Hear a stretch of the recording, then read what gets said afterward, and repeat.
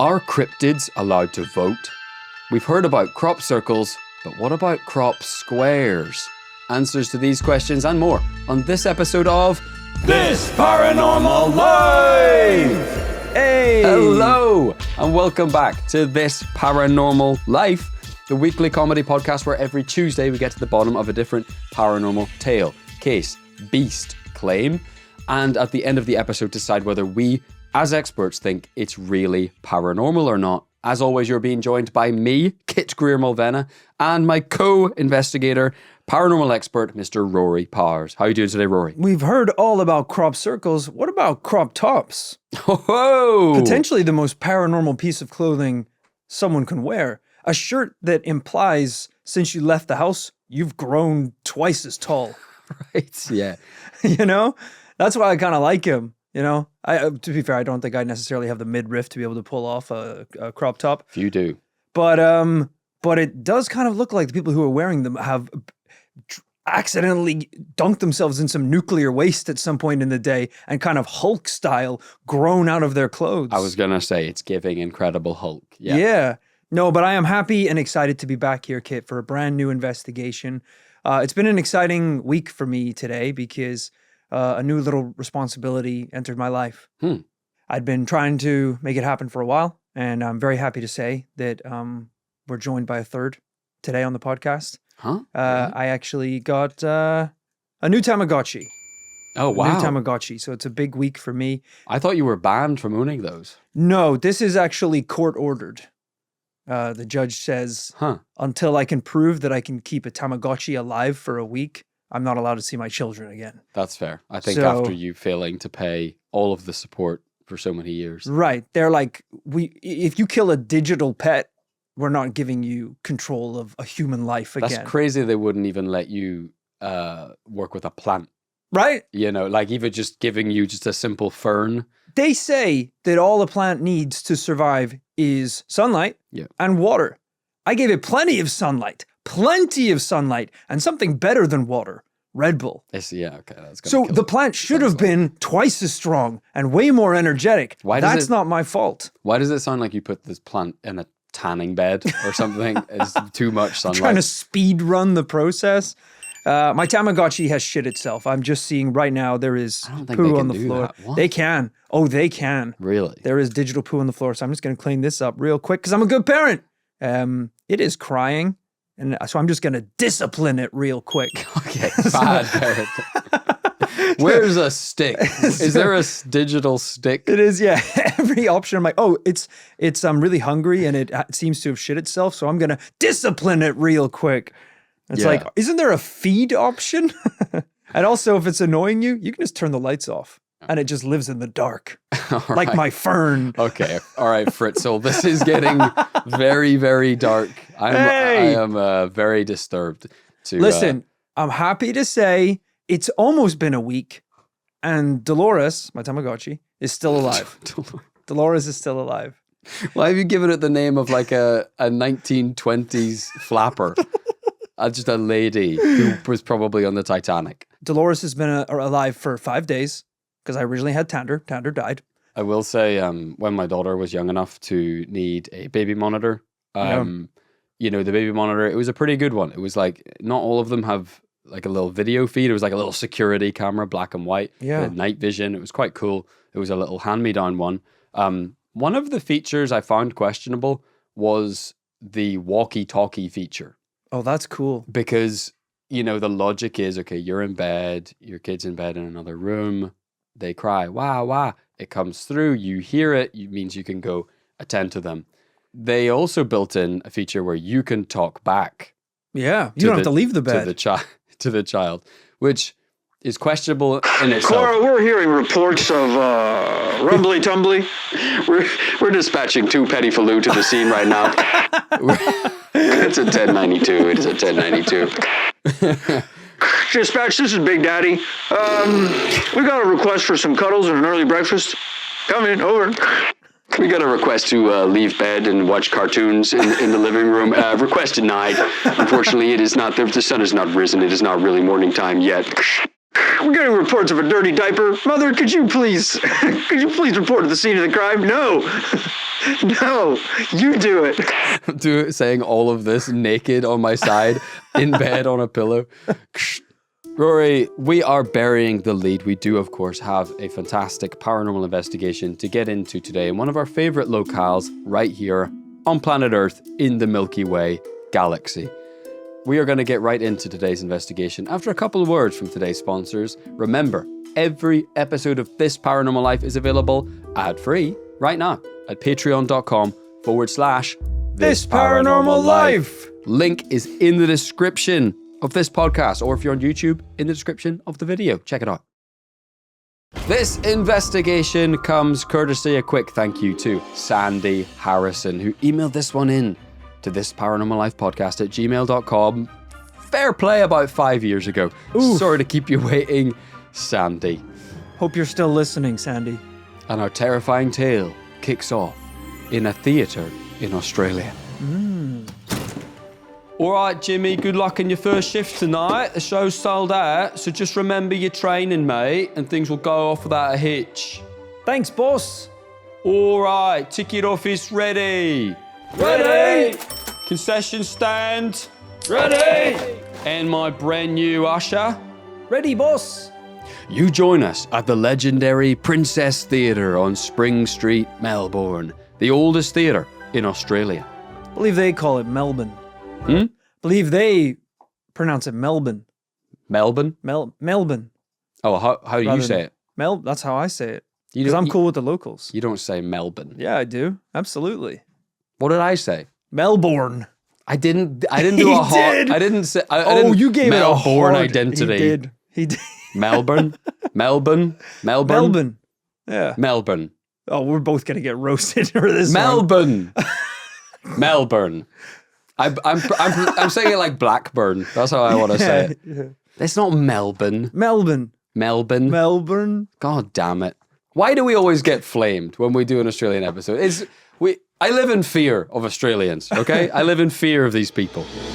It's 2004 and a brand new production of Mel Brooks' The Producers is just about to open. The doors have just been unlocked and a sellout crowd begins to filter in. The audience take their seats and marvel at the Victorian splendour all around them. Our brand new usher, Jimmy, checks tickets and guides the excited fans towards their seats. Just as the curtain is scheduled to drop, Jimmy notices an empty third row seat in the dress circle. That's a great seat. He thinks. Would be a shame to see it go unused. Well, Jimmy, how's it going? Curtain's about to go up. All good, boss. Just one thing. That seat, third row, dress circle. Is that just a no-show? Oh, mate, didn't anyone tell you? We don't sell that seat. That's Federici's seat. Federici? A ghost, Jimmy. Federici. Don't worry, he's friendly. But yeah, mate, someone should have told you. The Princess Theatre is haunted. Where are we from, mate? Our accents sound weird. It's not important. I'm born and raised in Melbourne. Born and raised. We don't sound Australian. We sound weird. Well, we're not gonna sound Australian, mate, because we're from Melbourne, okay. which is a very different. It's nothing to do with Melbourne. Oh, I wish we were from Melbourne, mate. Melbourne is a small Pacific island. It's similar to Australia, but it's a bit weird, mate. It's just off the coast of Blackpool. It's a small up island off the coast of both Australia and somehow Britain. Jimmy was frozen. Haunted? He hadn't signed up for this. By the sounds of it, it wasn't just some rumor either. This was baked into theatre ticketing policy. In fact, the haunting of the Princess Theatre was already well known and well established. Just one night earlier, a cleaner in the theatre, Trina Domovska, had a paranormal experience of her own. She told ABC Radio, Something just touched my hair and my shoulders and my body on the back, and I just froze. No one was there, no human, only me myself because the theater was closed. Rory, Phantom of the Opera, The Curse of the Ninth, the play about the Scottish king that we mustn't mention by name. We've all heard the stories. Beth? I don't say it, you you Jesus, give me the Tamagotchi. All right, you No! the judge, if the judge knew we were walking around saying the M bomb with a hard M, I think he'd be taking the Tamagotchi off you. No. You can't have kids and say the M bomb. Listen, I'm doing a great job. I don't want the streak ruined. All right. I think that she shit herself again. Yeah. I'm going to have to discipline her real quick. Not how it works. What are you feeding her in order for her to defecate this much? Candy! In a digital... It's all she eats. She doesn't want regular food. So I just have to keep giving her snack after snack. I literally drop bread from the sky and she shakes her head and her big lips at me because she doesn't want to eat it. She's having so she must be disciplined. She's had an allergic reaction to whatever you're feeding her. Her lips are inflated like she's had a nut allergy. I keep serving her peanuts and shrimp and she won't eat them and her lips have never been bigger. I don't know what to do at this point except discipline her. That's all you've tried and it's not working. You're all out of ideas. Can I talk about something quick? I saw on the news, right? Amazing headline. There's a new experimental cure for people with peanut allergies. Oh, listen up, Dolores. I was like, I'm listening. This sounds pretty interesting. They were like, here's Alex. Alex almost died a year ago because he went to a restaurant and ordered a curry and then didn't realize there was peanuts in the curry and he has a peanut allergy. He was in a coma for a week. Wow. Almost died, was brought back to life. He has now undergone an experimental new treatment, which is maybe going to change the lives of people with peanut allergies. The quote unquote treatment is just grinding up peanuts into a fine powder and then just poisoning them with peanuts a minuscule amount every day. Yeah, build up a tolerance. To build up a tolerance. Wow. Which I'm pretty sure is just like Greek uncles figured that out like 100 years ago. They were like, oh, just give the boy a tiny bit of he has a little bit of epileptic fit, he'll be okay. Yeah. Like, that was not politically correct, but now they're saying that is the new thing. Yeah, it's like antibodies. Building up a tolerance. And so they said, look what Alex did. He started off having the most, they did it in hospital. They gave him like 5 micrograms of peanut powder and then got ready with all the injections in case he wasn't okay. He was okay, built it up over days and days and days, weeks and weeks, months and months. And by the end, he was able to eat 5 peanuts and just feel nothing. It's not that many peanuts. And he's crying. That's quite a lot. That's a handful of peanuts. How many peanuts are you eating in a day? I actually this week ate a lot of peanuts. Okay. I was at a baseball game. Well, so it was the most peanuts I've eaten in a long time. So 4,000 peanuts. It was on like 25 innings. I was on my Dumbo shit. I was eating nut after nut, just shoveling them into my mouth. It was great. Rory gets paid in peanuts. I take the Patreon money. He gets paid in peanuts. And Alex is like crying. He's like, I can't believe it. I'm cured. I never have to worry about dying. And then You're still going to die, Alex. You're not immortal. Sure. Just not by nut. The voiceover is like, Alex is now cured. As he's built up the tolerance, all he has to do to now maintain his tolerance to peanuts is simply with each meal of the day, 3 times a day, eat 5 peanuts with each meal. It's not worth it, And buddy. I was like, hold on a second, let me get this straight. So your affliction was that you couldn't eat peanuts. Yeah.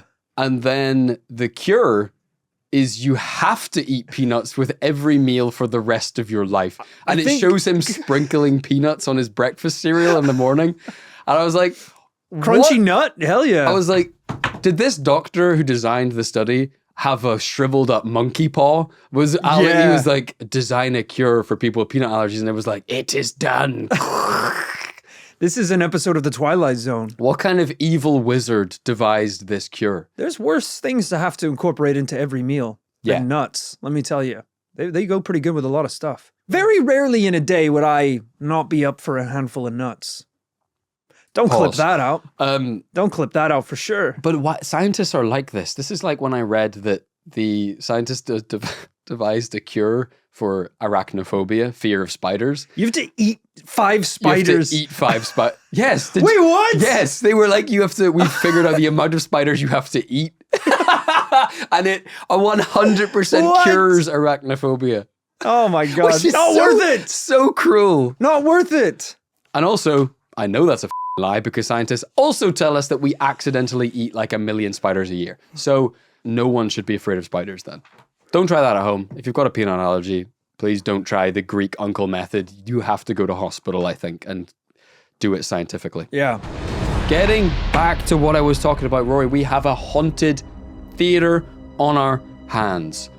Me and you both well know that theaters, music venues are often associated with superstition and paranormal energy. Something is clearly happening in these spaces. Do you remember any kind of off top of mind theaters that we've investigated for hauntings? No. Well, we have. Drury Lane, was that one of them? Okay. I think I did that one. It is a common thing. I I think- remember more the people. There's like haunted clowns, Right. haunted performers that were killed on stage. I think the whole we- Mbeth thing, if you know what I'm saying about. Too close Not to going to saying. say it. The Big May. Big Macbeth. You can kind of get around No, it by that's saying not that. getting around it. Yes, but it is a common trope in the world of the paranormal. I think don't know we've why. done a lot of them on tour. Yeah, we were when in a we've- lot of theaters. When we've gone on tour, we'll be in theaters and we like to try and tailor our tour to often something to do with that location, do a story based on that location. And on a number of occasions, even the theater we've performed in has been haunted. Yeah. Even sometimes we didn't know it going in and then the staff have told us. So it's clearly a running theme in the paranormal. It is. It is. But to understand better, we need to ask, who was this Federici and how did he come to haunt the Princess Theatre? Frederick Federici, or Frederick Baker as he was originally known, was an Italian-British opera singer. In early 1870s Britain, Federici began a successful career in the world of comic opera. Gaining notoriety as a young man, he performed in Gilbert and Sullivan's operas like The Pirates of Penzance, HMS Pinafore, and The Mikado. Some classics there. He had toured all over Britain and the US before he arrived in Melbourne for a run of performances in 1887. By the following year, Federici was attracting huge audiences and much acclaim in Australia. So critics and fans couldn't wait for the opening of his next production, Faust. This grand opera would tackle philosophical themes of regret and even striking a deal with Satan himself. Federici was playing the baritone role of Mephistopheles, a demon from hell. Whoa. And his opening performance was career-defining. One newspaper said, "He both sang and acted on Saturday night in a truly artistic manner, and he has never been seen to greater advantage than he was on that occasion." It was a tour de force performance, but there was one moment in the show that was very special indeed. Because at one point in the play, Federici's character had to descend into hell. And they really made this happen on stage by using a specially designed platform that sank into the stage at the end of the night. That's pretty cool. Pretty cool for the 1800s. I'm a big fan of next level stagecraft like that. Remember the first time I went to see Les Mis here in London, and they have a revolving stage. So you can see both sides of the barricade's in the middle, and it kind of rotates and flips. That kind of stuff, that kind of stagecraft, very cool. Very, very cool. Or the classic, what was it, Slipknot tour? All right. Where Joey Slightly Jordan's, different. where this is the next level, where the platform raised into the sky and then turned upside down 360 while he did a drum solo. That was actually also cool. Very iconic. Equally cool. Or our old high school back in Northern Ireland where you and I lived that actually had a trap door in the stage. Yes. And we used to, during lunch breaks, sneak down there and smoke weed. So that was kind of a cool little... That's a Rory original. That was a cool little bit of stagecraft. That's... Disappearing in a puff of smoke. Right. Yeah, haha, y'all don't need a hazer on this stage, haha. Yeah, we actually got stuck down there once. And we We didn't quit now. realize class had started back up again, and someone above us started giving flute lessons on top of the trap door, so we couldn't leave. because they would know that we had been down there. Yeah. So we had to listen to a poor child receive flute lessons for 30 minutes, and they were not destined for the flute. Yeah, Let's excruciating. let's just say that in the kindest way possible.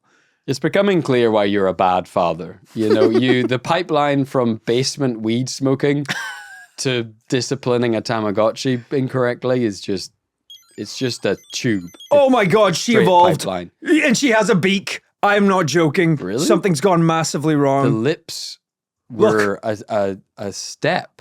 She's dancing. She's twerking. This is crazy. This is really, this isn't a bit. She's got legs. I just handed She didn't have Kit legs my before. She was Tamagotchi. just a puddle of my a thing. God. Whereas now it's got legs and it's grooving. I've been waiting for this to happen for a long time. This is pretty epic. She's a woman. She no longer needs her old man. Wouldn't go that far. Oh, she's only 6, actually, turns out. How have they not created more pixels for the Tamagotchi in the last 25 years? It hasn't changed at all It really hasn't. from when we were kids. Okay. Can I get back to the story, please? Yeah. This is a really big moment. in I'm the sorry. story. Yeah, let's get back. Do you remember where we are? Yes. Platform descending Into hell. of the stage.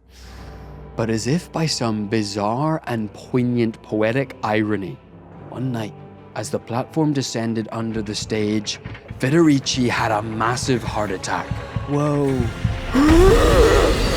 And he died almost immediately right there under the Princess Theatre stage. Wow. Now, you might have expected the show to grind to a halt at that point, pandemonium screaming, but actually, the haunting began immediately. Because moments after Federici died, the cast, unaware of his heart attack, walked out on stage for their final bow of the night. The audience leapt to their feet, giving them a standing ovation. And rather than wondering where Federici was in the final moments of the show, they saw him on stage amongst the cast, bowing deeply, Oh, okay. enjoying the applause Thank one God. last time. I thought you were going to say the last round of applause. They were like, and let's raise that platform and give the star of the show one big round of applause. And his like contorted body is Yeah. now lifted up onto the main stage. His bonitis contorted body. That's right, the paranormal phenomena began immediately on Federici's demise, and his ghost began to appear to people from that evening onwards. Wow. This whole event was studied by the paranormal investigator J.A. Hernandez, who reported Frederick Federici's body was carried to the theatre's green room, where a doctor could not revive him, and Frederick Federici was pronounced dead. He was declared as having suffered a heart attack during his descent through the trap door. Ever since his death, a ghostly figure of a man has been seen wandering the theatre, and for years after his death. Over 100 years of reports of ghostly activity at Princess Theatre include odd noises, a shadowy figure near the stage, staff and audience feeling strange or uncomfortable, sudden onset of goosebumps, wild temperature swings in small areas, strange lights flashing during performances, and the feeling of a person brushing past. That is, I mean, I like that list. That is just literally the full bingo card. Every single individual paranormal phenomena we would associate with a haunted theater. Yeah, I mean, that is also a list of things that would happen to you at a regular theater. Someone brushing past you, a light Yeah, okay. flickering. Not when the cleaner is in the theater alone at night, quietly brushing the floor. That's true. That's true. And they Yeah. feel, someone yank their hair. They turn around. No one said that. No Is anyone one's- there? No one. This didn't happen. You're making that up. There's moving on. There's newspaper report. Okay. What, from the death? Yeah, it's just cool to see. Princess Theatre, out of respect for the memory of the deceased, Mr. Federici, who died so suddenly at the termination of the opera on Saturday evening, no performance will take place tonight, and the theatre will be closed in capital letters. That is quite sad. And it's always cool to see like a newspaper clipping or something from a case to remind you that this is real and it did happen. Isn't it mad how when someone dies in a show like that, it doesn't always cancel the show. Yeah, that's what an understudy's for. That's what an understudy's for, yeah. Yeah. You're a spare part, a set of bodily organs. Federici needs a new heart. Right, get up here, boy. cut him open, give Federici the heart. I would like to, because we're going on tour Yeah. this year. Get your tickets now online. Links in the description. Come see us, please. I plan on dying on stage. I won't tell you which show. I won't tell you which show it is. This tour? This tour, yeah. One of the shows, I'm going to have a heart attack. Hopefully not the first one. But I'll give you a clue. The heart attack's going to be after eating a deep dish pizza. So, glean from that what you will. I thought you were going to say we need understudies. The good news is we both have brothers. That's true. Which Very true. they do, like, if you squint, they could be us. Yeah. Put them in our clothes. Like, you'd have to style them a little bit. Not because they don't have any style. I mean, you'd have to, like, downgrade their appearance. Like, Obviously, fuck yeah. them up a bit. Yeah. And they'd look like us. Yeah. That could work. The Princess Theatre haunting was cemented in Australian paranormal lore from the get-go. In the book, Great Australian Ghost Stories, the writer Richard Davis documented one very strange encounter. Attending the theatre when a fire alarm had sounded, it was a false alarm. One of the firemen attempted to open a sliding section of the roof to let some fresh air in. He was later found by his colleagues, huddled in a corner, shaking with fear. As moonlight flooded the theatre, a fireman claimed he had seen a figure standing, statue-like, in the middle of the stage. I could see through him, the fireman claimed, and his eyes, they were like a cat's eyes. Whoa.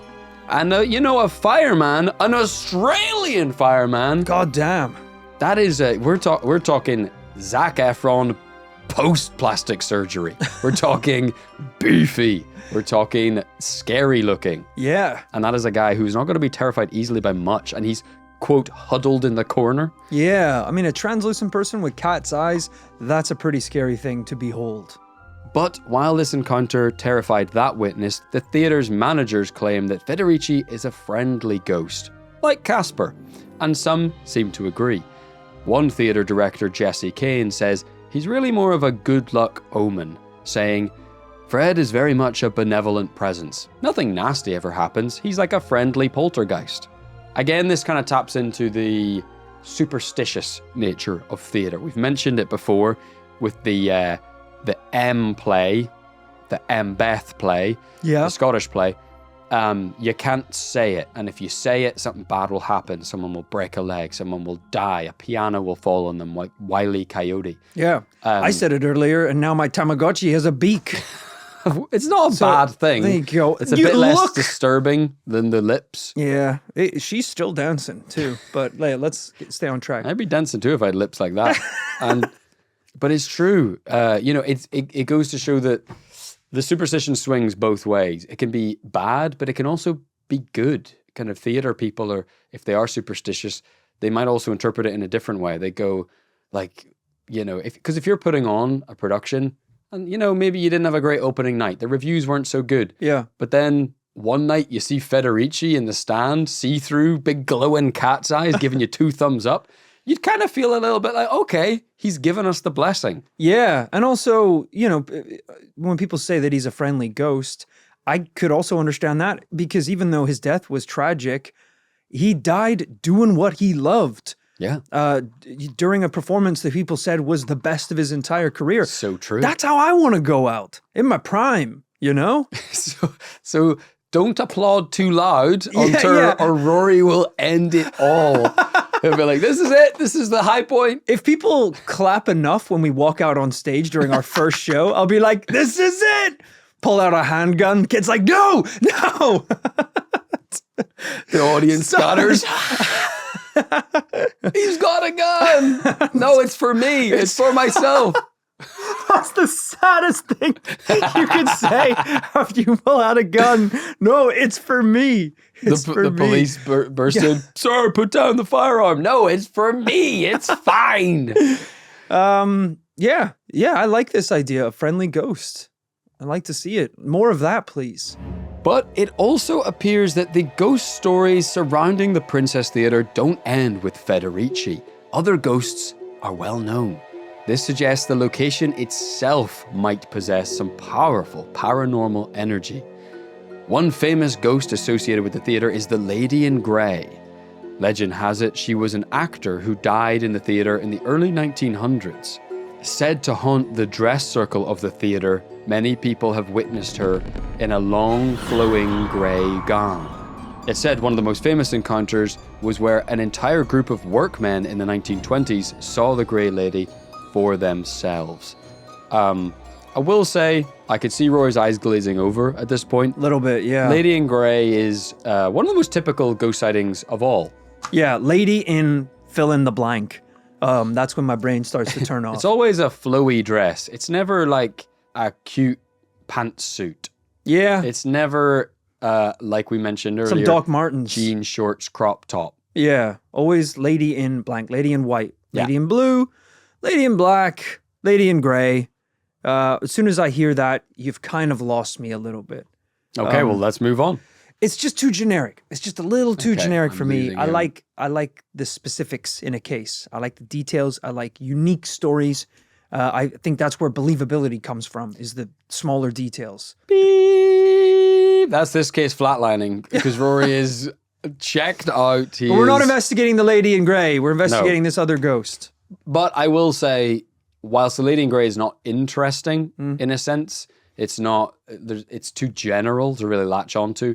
It's also, it's probably famous for a reason. It's seen all around the world in haunted locations, and still may point to the idea that this place is just more generally haunted than just Federici. But yes, Federici is, I suppose, a bit more specific, a bit more meaty of a subject. Look, this is naturally the point where I need some clutch evidence to come in and save the day, pointing us to a double yes. Unfortunately, in my research, I haven't found any real photos or recorded evidence to attach to Federici or even the Grey Woman, which isn't a great start. Though with that said, I wanted to find some folk evidence at the very least, and of course, I turned to Reddit. And I wasn't necessarily disappointed. On the Melbourne subreddit, I found a thread titled, "Has anyone seen the Princess Theatre Ghost?" As usual, this type of post attracted a couple of locals-only jokes which I have no idea about, as well as a few hard no's, also including some paranormal enthusiasts who really have hoped to see it, but still haven't. But there was one reply that started with the words, "I did." Okay. User Ashamed Tomorrow 6885 writes, But not ashamed today. "I bought the ticket last minute, third row, center, because my date bailed and I refused to waste $250 on the thing. The Princess Theatre hummed with pre-show chatter, phones glowing like fireflies. Then the lights dimmed, the overture swelled and I forgot everything. Until the intermission. That's when I saw him. I'd lingered in my seat, scrolling Instagram, when a cold draft cut through the air. The house lights were still low, but I could have sworn someone sat down beside me. I glanced over. He wore a 19th century tailcoat. Oh boy. At first I thought he was part of the show, some kind of immersive gimmick. Then he turned. His eyes were black pits. Jesus. His lips blue. Enjoying the performance? No. He rasped. No, he didn't. The words syrup thick. You're not real, I whispered. He laughed, a wet rattle. Are you sure? Okay. When All the right, I think we're curtain fell, I was the first out. But as I hailed an Uber, my phone died. Beep! Case flatlining again. And in the black screen of my phone, I saw him reflected behind me, grinning, a hand on my shoulder. Now every night, my Spotify shuffles to a piece from that performance. And when I check the mirror, his face flickers in mine for a second, mouthing the words, "Encore!" Okay. All right. Someone just took a creative writing course and is trying to flex on Reddit. Nice. All right. Bravo! No. Bravo! I think it's honestly beautiful that this is a theatrical investigation, only fitting that we inject a little bit of real theater. Because that's real, what just happened, into today's case. Enjoying the performance. The ghost turned and asked him. Oh, Lord. You know, not long ago, we investigated unicorns on this podcast, and I think that actually was a stronger case. There was pictures, yeah. There were pictures and bones. And Unicorn bones. Oh, you want to see bones of Federici? I can show you bones, all right. Let's I go. want to see that. Look, there's no evidence for today's case. Yeah. Yeah, I could have probably None at guessed all. that one, yeah. Look, let's quickly talk theories. We've mentioned that theaters are one of the most commonly haunted spaces we see in the world of the paranormal. Is it possible that actors and directors are just a very superstitious bunch who are either more sensitive to the paranormal or just believe in things that aren't there? Or is it possible this is a Melbourne thing?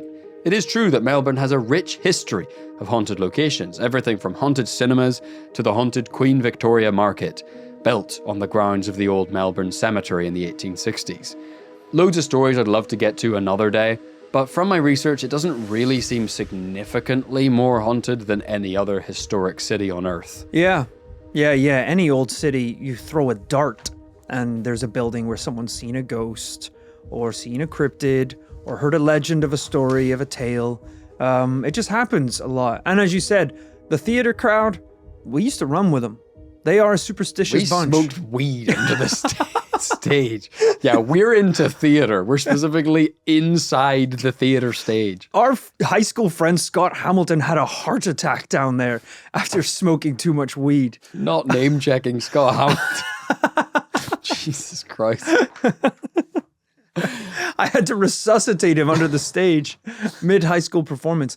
We've told stories ourselves of bad luck and misfortune that took place during our own school performances. So I think any high tension situation with a lot of pressure, like a performance, there's going to be misfortune that happens. Rory, well said. In the theater, emotions run high. Mm-hmm. Many interesting people come through, and in the world of the arts, in the world of theater, we blend the worlds of reality and fiction. It only seems fitting that we would also, in our minds, potentially blend the worlds of the real world and the other world. Yeah. At the end of every episode, we do still have to come down on a conclusion as to whether we think the case is paranormal or not. Rory, in the case of the Princess Theatre in Melbourne, what do you think today? Hey, look, as an ex-theater kid, I'm always going to enjoy it when we go investigate the stage. Mm-hmm. It's always a blast. It's a great setting for any paranormal tale. But unfortunately, we still have to treat these cases like any other paranormal investigation. And without any hardcore evidence, physical or some more solid witness testimonies, we really don't have a lot to go on in today's investigation. So for me this week, it is going to be a no. Rats. Gosh darn it. It's a pity because I really enjoy this case. Stories like this just jump off the page. I feel like, Federici giving the performance of his life and descending onto the stage. It's like a movie. It's amazing. Very cool. It's like The Prestige, one of your favorite movies. Mm-hmm. Watch The Prestige if you haven't seen The Prestige. But sadly, not loads there. It's disappointing for a ghost seen as many times. Would have loved a little bit of evidence for Federici's ghost. But hey, a double no today. But, a doubler. But it reminds me of the kind of case, like I say, that we would have done on tour. Sadly, we haven't managed to get our greasy mitts on the continent of Australasia yet on tour. But who knows? The Princess Theatre is probably a little rich for our blood. Maybe too many seats for This Paranormal Life. I don't know. I haven't looked it up.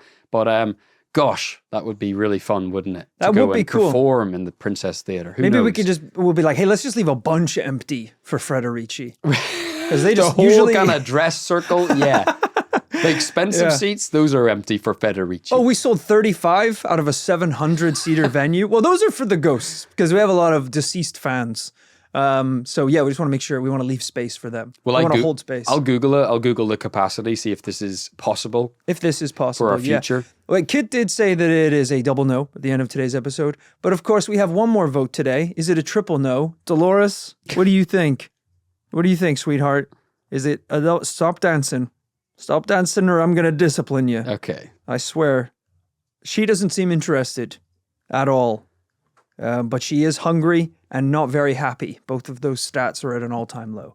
So Yes, I'm starting to worry it's not dancing at all. I think it's maybe some kind of complex neurological issue brought on by a diet of pure candy.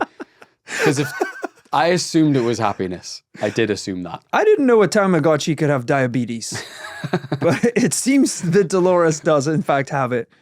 Rory, I do have a result for my search, and the Princess Theatre is a 1,452-seater venue. Ooh, okay. Which, it's, that is on the top end. That is on the top end of kind of venues we would normally perform in. But we know that if we made the journey out there, Australia would turn up. There might be... Turn up! Yeah, for sure. Now, I think if every one of our fans... Double it! What? Oh, do you want the Princess Theatre or do you want to double it and do it to the next show? 2 nights? Yeah, that's right, baby. Because we know Australia, if we came all the way out there, they'd turn up, mate. I think they would need to bring about 7 guests per paying customer. Yeah. It would be, We should book a week run now. And just because I know every single person would want to come 7 days in a row, we turn it into like a festival. It's just, I'm kind of looking at the other people performing there, and it kind of seems like... I'll do a shoey on stage. We're going to turn up and the staff will be like, oh, are you guys here to perform the podcast tonight? And we'll say, we're not here to spiders, mate. Nice. Yeah. Local knowledge. Some people will appreciate that one. Yeah, that's one of those ones I don't know if that's... It kind of feels like a top of the morning to you situation. Like, someone would say that to me and I'd be like, We don't really say that over there. That doesn't make me feel anything. Yeah, unfortunately. So Australia, we are working on coming to your continent, but good news, if you live in the United States of America... Yes. Toronto, Canada... Yes! We are coming to a city near you. That is right. If you go to thisparanormallife.com, we have all the tour dates for 2025 that we are performing. We are coming soonest of all to the United States and Canada. We cannot wait to come back. It has been 2 years since we've been there. Crazy. And we're coming this August. For the last time. No, why? Yeah. Why? So it's a way to sell tickets. To be like, this is the last time we're ever coming. Well, apparently Rory's last time. It sounds like I'll live to tell the tale. And I'll be lowered into hell. Rory's going to be my Federici. This is disturbing. Dolores is my understudy for when I die on stage. It's going to be Kit and a Tamagotchi for most of the tour. Do not wait until the last minute. Please go pick up your tickets. Some of these shows might already be sold out. Jesus. So get on it. We're so excited to be out there again. Performing live and hanging out with everyone. The link is in the description. Yeah. Get your tickets. We are coming to do a live podcast, live investigation of This Paranormal Life, meeting you, the listener, in some of our favorite cities on Earth. It is going to be such a blast. As Rory says, ticket in the description. The patrons knew about it before anybody else, which is a really cool thing. Yeah. We did a Patreon pre-sale because all our patrons get early access to tour tickets. So if you want to be in that elite group for next time, and also get a bunch of really amazing rewards, including bonus episodes, shout-outs right here in the podcast, and Night of the Commune gold and silver coins, head on over to patreon.com/This Paranormal Life. Also, just a fun way to get This Paranormal Life episodes with no ads, so you can listen uninterrupted, crystal clear. And at the end of every episode, we like to give a shout out to some of those people on Patreon. I'd say let's do that. Let's do it. So a special thank you to Ugare44. Damn, that is one hell of a lot of understudies. If you're on number 44 already, what kind of performance are you guys putting on every night? Yeah, look into that person. Yeah, production. that is a prestige level performance. If you're on number 44 Yeah. of Ugare? Yeah. I would say let's try and not make it 45. I like 44. 44 is the only one that's subscribed to us on Patreon. Yeah. So let's stick with 44. If your number of understudies gets to the point where your name sounds like a radioactive element, Ugare44, you've gone wrong somewhere. Thanks also to Antonis Theodorou. Antonis, do you think you can handle this? You're gonna need to come on the road for 2 months. Watch Rory every minute of the day. Study his every thought, his every behavior, the way the weird way he brushes his teeth. Jesus well, it's not Christ, that if you weird. saw the way he did it. Right, it's normal. The way he wipes his ass. Well, don't look at that. You don't need to know that. Sorry, I've How do given you away know too how much. I wipe my ass? It's more just like, if he's my understudy, just how I perform on stage. The way he sleeps, the way he snores. If you were I going don't to snore. become his understudy, you need to snore. live in his skin. The way- I mean it. You need to cut his skin off. The way at he night. disciplines his Tamagotchi relentlessly. You need to study him. Because only then will you know the twisted mind that creates such episodes as, I don't know, Shag Harbor. Yeah. I'll tell you right now, my Tamagotchi eats 19 times a day. It's all candy. Discipline once an hour, every hour, on the hour, even if you have to wake them up to discipline them. 19 times feeding. And anytime you don't want to look at them, just lights off time. So that's how you raise a kid. Awful person. Antonis, I think turned down the job offer. Thanks also to Kerry King. Kerry King, you are welcome in the commune because we need someone to carry the king. 2 kings specifically. So if we could get you with some kind of saddle, like a 2-person saddle, and you could just support our. you could just carry the kings around the place. We don't actually have any. Obviously, there's no cars or bikes or horses or donkeys or anything like that because we had to eat and sell everything. So it's really just manpower, woman power, people power. Yeah. that Normally we that need. job though, like back in night times, it would be like 6 people carrying the king. Right. Well, we One can't afford person it. We can't seems- afford 6 people, Yeah. unfortunately. Sorry, Gary. Thanks. Lastly today to Jeff Nicholas. Come on down to Jeff Nicholas's Necklaces. We got all the jewelry that you possibly want right here in our jewelry store. Jeff's Necklaces. Love that. Yeah, we got it all, baby. Could I interest you in a necklace today, sir? Lovely. Everything simple, kind of silver. We have string. Uh-huh. And I can What's tie it on in the any way string? you want. What's on the string? Is it like a charm or like a thing? Yep, there's a little charm made of rope. There's a little rope. More string? There's a bit of rope. Rope isn't string. Those are 2 completely different things. Yeah, sorry, because Check the even prices. string with a thing would be acceptable as a necklace. Yeah. I'm not putting rope around my neck. That's sounds like you're trying to trick me into doing I don't know something. what you're talking about. Just stand on this platform and why don't you test All out right. one of our All rope right, Jeff. necklaces? Very dark, Jeff. Thank you so much. We love you guys. We're doing fine. We're going on tour. We're going on tour. We're going to see going on Jeff tour. in person. Yeah, we are. Hell yeah. Thank you for listening to this week's episode. If you're Australian, sorry. And we're going to be back on Tuesday with a brand new Paranormal Tale. Back on Friday with an after party. Put the Tamagotchi away. I don't want to hear it. She's sick. Dolores is she's sick. still dancing. There's a skull above her head. She needs medicine. Please support us on Patreon. My daughter needs medicine. Oh, mercy.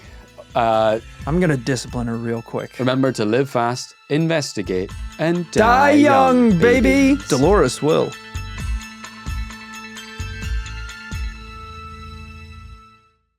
The show's sold out, so just remember your training, mate, and things will go off without a hitch. Let me do the last bit.